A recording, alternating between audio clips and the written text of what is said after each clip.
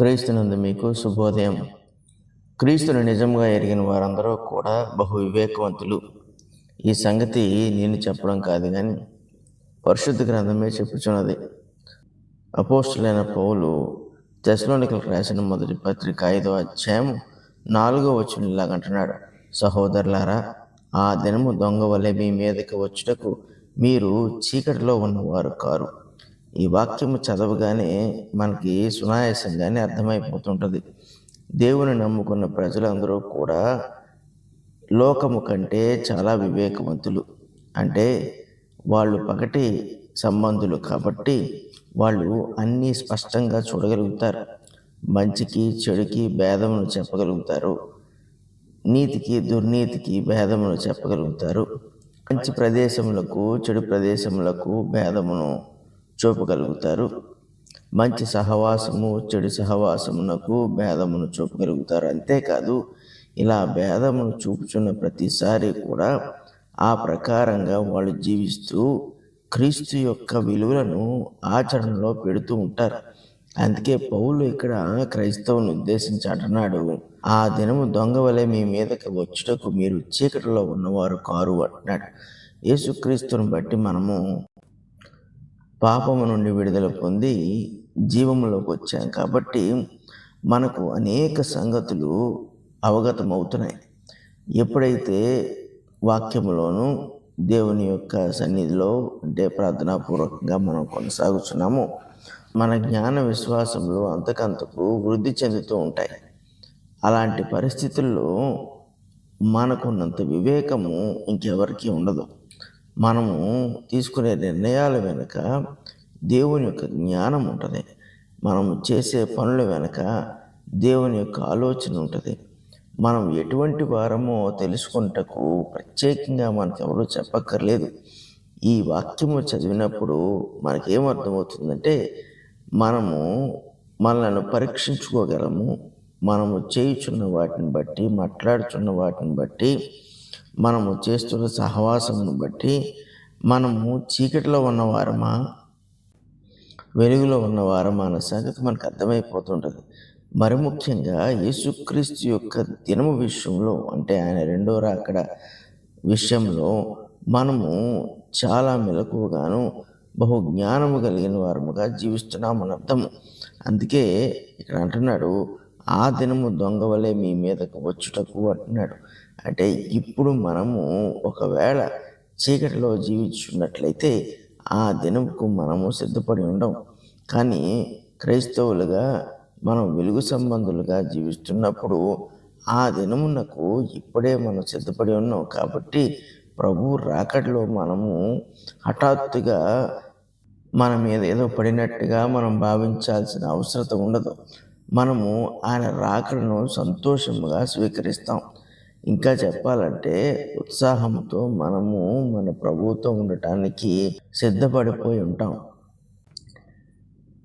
ఎందుకు ఆ దినము దొంగ వలె వచ్చును అని అంటున్నాడు అంటే, మరియు ఆ దినము కొరకు సిద్ధపడి ఉండమంటున్నాడు అంటే, మనకు మాత్రమే ఆ దినము గురించి బాగుగా తెలుసు.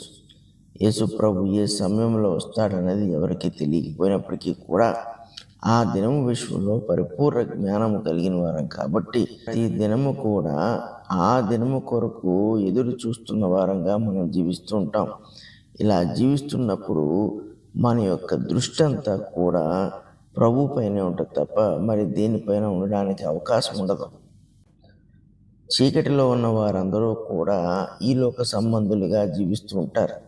ఈ లోక సంబంధులు ఏ రీతిగా అయితే వాళ్ళు పరిగెడుతున్నారో, ఏ రీతిగా అయితే వాళ్ళ జీవితాన్ని కొనసాగించుకుంటున్నారో ఆ రీతిగానే వాళ్ళు కూడా జీవిస్తూ ఉంటారు.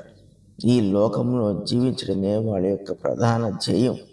ఈ లోకంలో జీవించడం పట్లే వారి ఆసక్తి ఉంటుంది. ఈ లోకంలో ఉన్న సంగతుల కొరకు వాళ్ళు భయపడుతూ ఉంటారు. వాటి నుండి తప్పించుకోవడానికి ప్రయాసలు పడుతూ ఉంటారు. చీకటిలో ఉన్నవారు ఎప్పుడూ కూడా ప్రభువుని పరిపూర్ణంగా ఎరుగని వారు కాబట్టి వారి విశ్వాసము అంతంత మాత్రముగానే ఉంటుంది. మరియు ప్రభు వల్ల కలుగు ధైర్యం వాళ్ళకు ఉండదు కాబట్టి ప్రభు మీద వారికి నమ్మకం అనేది ఉండదు. ఈ నమ్మకం లేకపోవటం వల్ల ఈ లోక సంబంధులుగా జీవించడం తప్ప వారికి వేరే అవకాశం ఉండదు.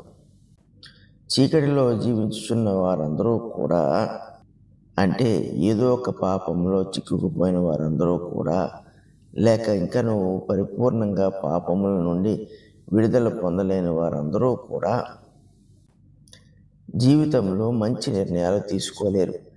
సరైన నిర్ణయాలతో వాళ్ళ జీవితాన్ని సంతోషపరచుకోలేరు. అసలు ఈ నిర్ణయాలు ఎందుకు తీసుకోవాలో కూడా వాళ్ళకి అర్థం కాదు. పరిస్థితులు వాళ్ళ మీద పడినప్పుడు లేదా ఎదురైనప్పుడు వాళ్ళు జ్ఞాన సంబంధమైన నిర్ణయాలు, వాళ్ళకి ఎల్లప్పుడూ సంతోషాన్ని కలిగించే నిర్ణయాలు వాళ్ళు తీసుకోలేరు. తాత్కాలిక సంతోషమును కలిగించే నిర్ణయాలు మాత్రమే వాళ్ళు తీసుకోగలరు. కొన్నిసార్లు అయితే నష్టానికి నిర్ణయాలు తీసుకుంటూ ఉంటారు. చీకటి సంబంధమైన ఈ జీవితము చాలా ప్రమాదకరమైనది మాత్రమే కాదు, చాలా నష్టాన్ని కూడా కలుగజేస్తుంది. అంటే మనము ఏమి చెయ్యాలో కూడా మనకు తెలియని పరిస్థితులు ఏర్పడతాయి. దేని కొరకు ఎదురు చూడాలో తెలియదు. ఎటువంటి నిర్ణయం తీసుకుంటే ఎటువంటి జరుగుతుందో మనకు తెలియదు. నిజముగా చీకటిలో బాణం వేసినట్లుగా మన జీవితాన్ని జీవించవలసి వస్తుంది. ఇలాగ జీవించే వాళ్ళందరూ కూడా ప్రభు దినమున కొరకు సిద్ధముగా ఉన్నవాళ్ళు కాదు. యేసుక్రీస్తు ప్రభు ఖచ్చితంగా రానున్నాడు. ఈ సంగతి అయితే వాస్తవము.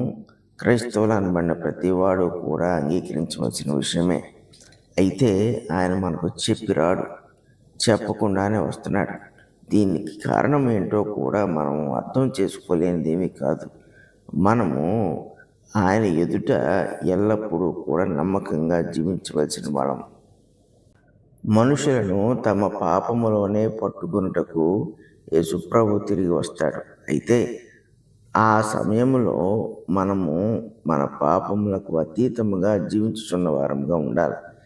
మనము లోక సంబంధుల వలె ఈ పాపముల చేత మనం పట్టబడి ఉంటే ప్రభు వచ్చినప్పుడు మనకు వ్యతిరేకముగా తీర్పు జరుగుతుంది. అందుకే పౌలు ఇక్కడ తెస్సలోనికీయులతో ఇలాగ మాట్లాడుతున్నాడు. మీరు యేసుక్రీస్తు ప్రభు రాకడ విషయంలో మీరు అజ్ఞానులుగా లేరు అంటున్నాడు. మీకు అంతా తెలుసు అంటున్నాడు. ఈ రోజుల్లో మనకి ఆయన యొక్క రాకడ విషయమై అంతా మనకు తెలుసుంటే మన జీవితాలు ప్రతిరోజు మనం ఎలా జీవిస్తున్నామో మనకి అర్థమైపోయి ఉంటుంది. మనం వేటి కొరకు జీవిస్తున్నామో అర్థమైపోయి ఉంటుంది. మనం చేస్తున్న పనులు ఎటువంటివో మనకు అర్థమైపోయి ఉంటాయి. కాబట్టి దేవుని ఎడల మంచి భయం కలిగిన వారముగా మనం జీవించడము ఎంతో ఉత్తమము. పరిశుద్ధుడైన తండ్రి, కృపగల దేవా, మీకు స్తుతులు స్తోత్రాలు. నాన్న, ఇదిగో మరి నీ రాకడ విషయంలో మేము అలక్ష్యముగా ఉండకున్నట్లు సహాయం చేయండి. ప్రతిదినము కూడా మేము నీ నామమును బట్టి నీవు అనుగ్రహించే శక్తితో మేము సిద్ధముగా ఉండి నాన్న ఇదిగో మా జీవితమును మేము కొనసాగించుకుంటూ సహాయం చేయండి. ఈ భూమిపై నాన్న దీనిని కూడా మేము ప్రధానముగా ఎంచుకున్నట్లు, శాశ్వతముగా ఎంచుకున్నట్లు, నిత్య జీవము కొరకు మేము జీవించున్న ఈ జీవితము నాయన మేము నీకు అంకితము చేసి జీవించడానికి సహాయం చేయమని యేసు పరిశుద్ధ నామమున అడుగుచున్నాము తండ్రి. ఆమేన్.